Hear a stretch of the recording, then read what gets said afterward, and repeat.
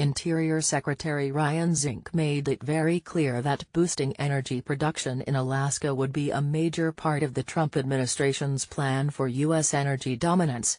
The road to energy dominance goes through the great state of Alaska, Zink said in a speech at the Conservative Heritage Foundation in Washington, D.C., on Friday. Zink touted Interior's first successful sale of leases in Alaska's Cook Inlet since 2008. That lease sale attracted more than $3 million in high bids for offshore drilling rights across 76,000 acres.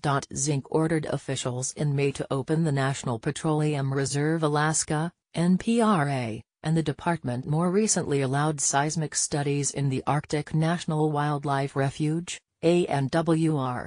NPRA was set aside by Congress for oil and gas production, but the Obama administration put roughly half the 22.8 million acre region off limits to drilling.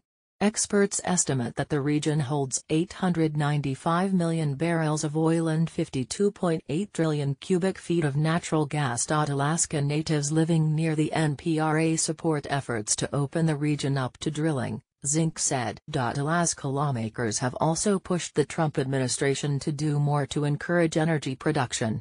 The last administration turned their back on these patriotic and enormously proud people, Zink said, adding that they have the right to make their own decisions.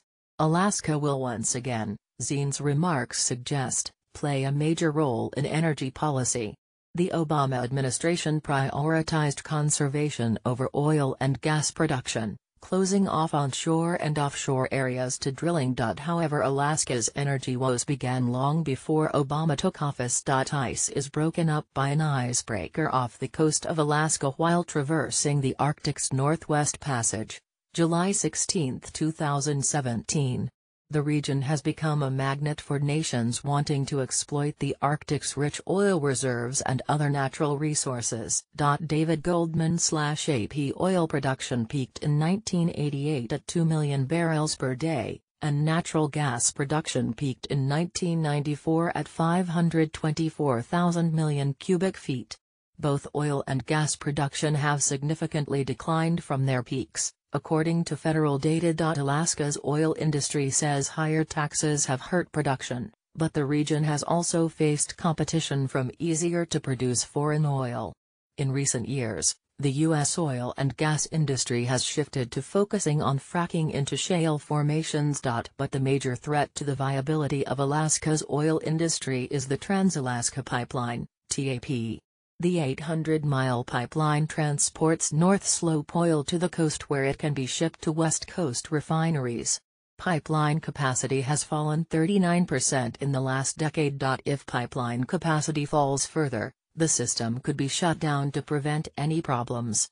The Energy Information Administration said the pipeline could shut down as soon as 2026 if production keeps declining. It's not all doom and gloom, however. Kalis Energy found a massive oil patch on Alaska's northern coast in 2016, which was estimated to hold as much as 6 billion barrels of oil. TAP did see an uptick in the amount of oil it transported in 2016 due to a new, high-performing oil field coming online. "We have a great opportunity to fuel the world," Zink said. Read the original article on Daily Caller. Copyright 2017. Follow Daily Caller on Twitter. More from Daily Caller. No one embodied this failure of GOP leadership better than Tom Price. Schumer, Trump said we won't do the wall during negotiations. The tribalism of nihilism. Fact check. Does the Trump tax reform plan benefit the wealthy at everyone else's expense? New report sheds light on why Mueller is investigating Michael Flynn.